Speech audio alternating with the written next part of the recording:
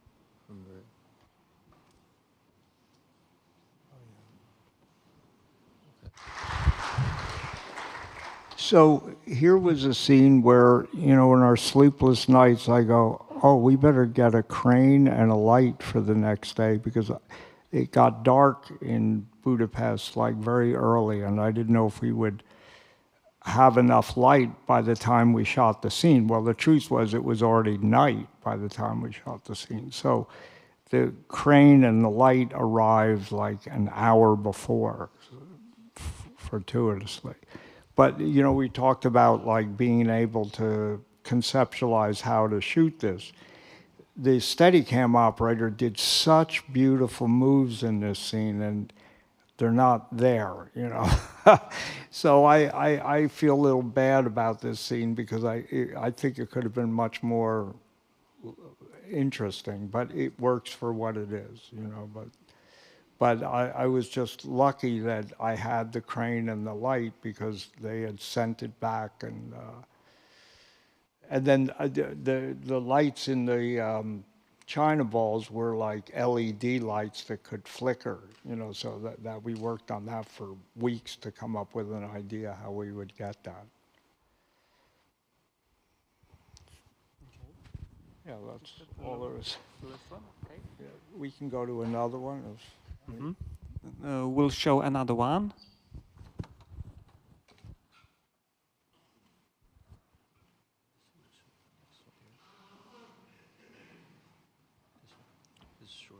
Yeah, this is short. Well, this is a shot that I just grabbed, and I didn't know if we would have the light, but not so great.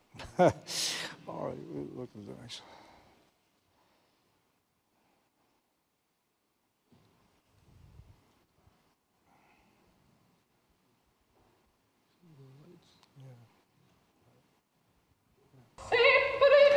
So here was a situation, we were just exhausted, so we said, we'll do it in one shot. So there's one light through the window, and that was it.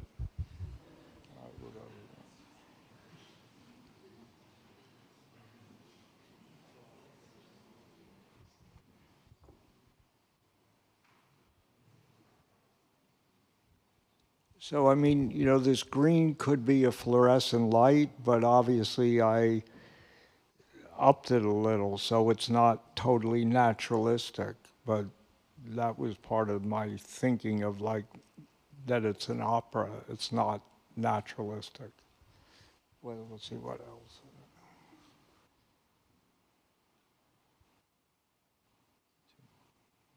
Two more.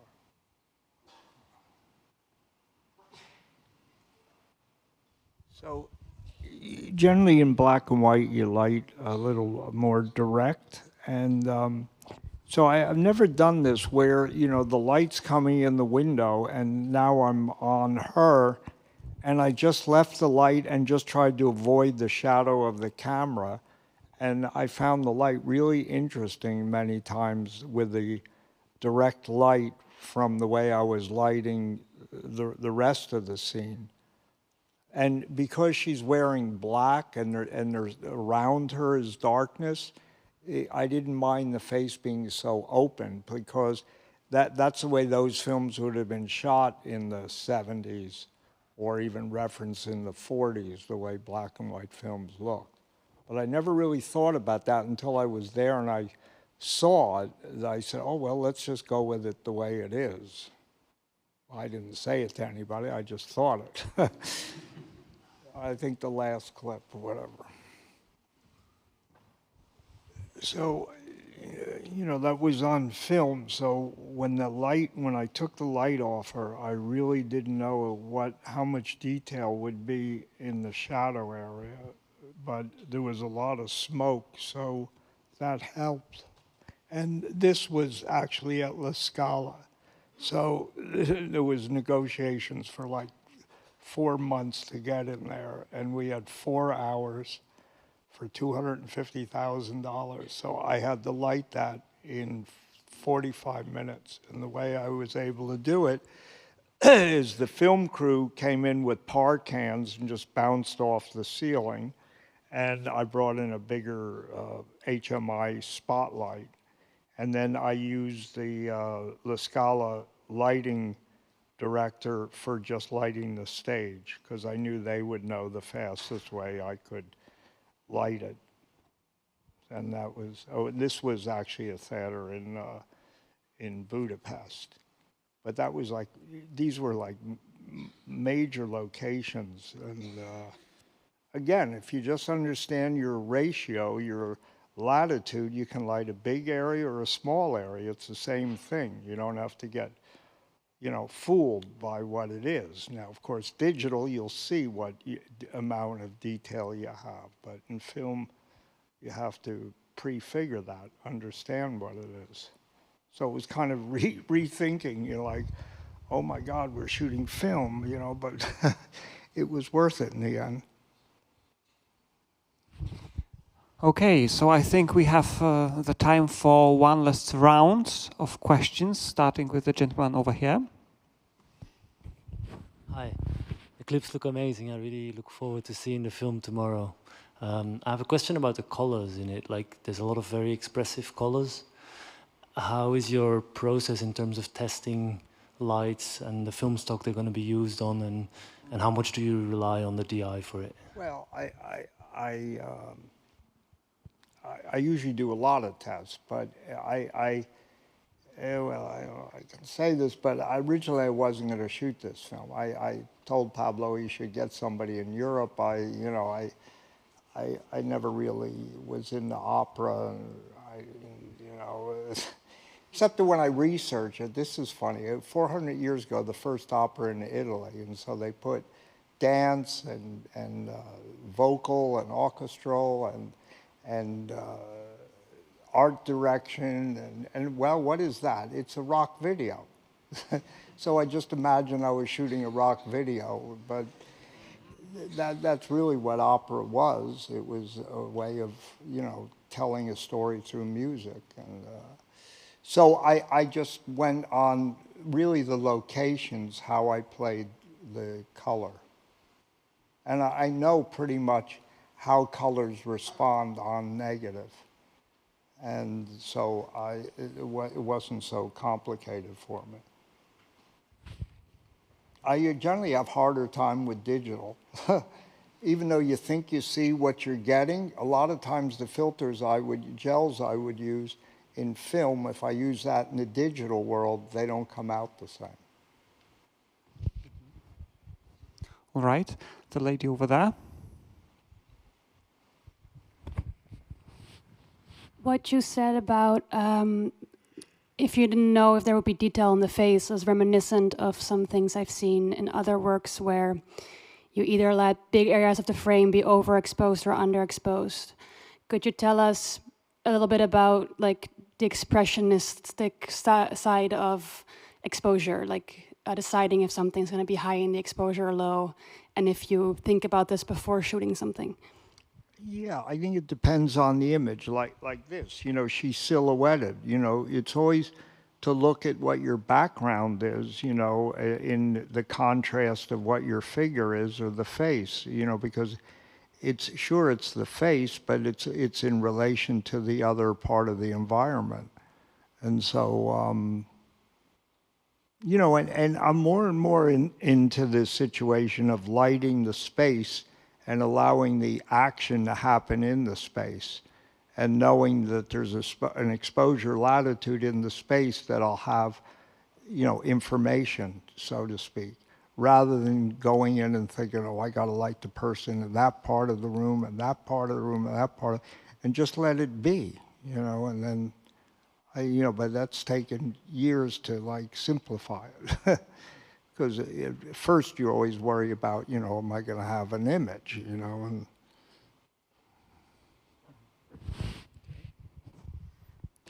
There's the lady over here.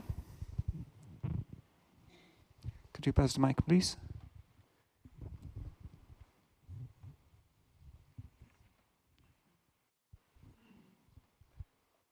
Hello.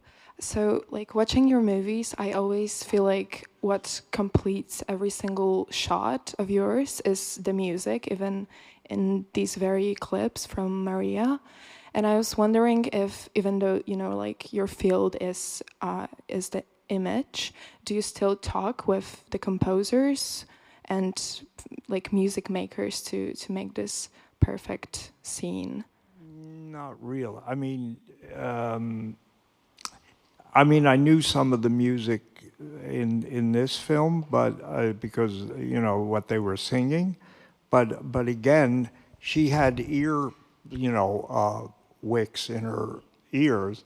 I didn't really hear the opera. I heard her trying to sing the opera, so I really didn't hear this film until. And Pablo always said it's about the music is going to connect this film. But I really didn't hear it until it was finished. And I think the only reason other people ask me about music, the only reason is generally music films get money to be made because they know there's an audience for music. So it isn't necessarily that I shoot music films, it's just that seems to be the films that get money to be made. That's the only reason. There's the gentleman over there. Yeah, and then you.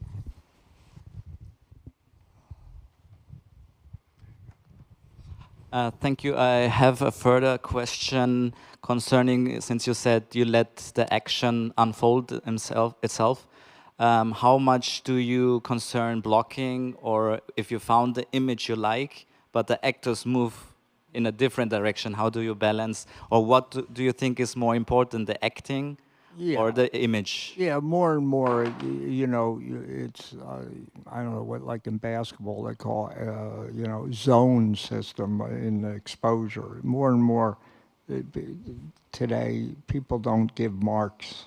They move into the space, and then, your focus puller is taking marks, to know where they could be. It depends. I'm sure television, they still do marks, but now you know what it's like. The assistant isn't even near the camera. He's on a video monitor pulling focus, which I still think they're always behind. It's good to have the assistant near the lens and have marks, and then they're watching both things at the same time and not waiting for them to be slightly out of focus to focus. But some of them are, good at it. All right, so we have just the time for one last question. Thank you. Hi. I was wondering how early you usually get involved with the production design and the costume design process, and how do you work with the designers to have a cohesive world? Well, they're the most important because it's what I'm putting in front of the camera. So I get involved with the production design, and I'm very specific with them about the color, because I always explain to them, by eye isn't necessarily the way the film or the digital is going to see the color. So I do tests with, sections, like 3x3 sections to show them, because a lot of times I'm using gels, and the gels are going to also affect what the set's going to look like. Now, on the wardrobe, she's on the jury, Sandy Powell. I've had the great fortune to work with her on 2 or 3 films of Todd's, and she's just comes to the plate with, generally, they're rushing to just get those made, so I don't always get to see, they do give me, swatches of the fabric that I look at, but I generally end up with what's there.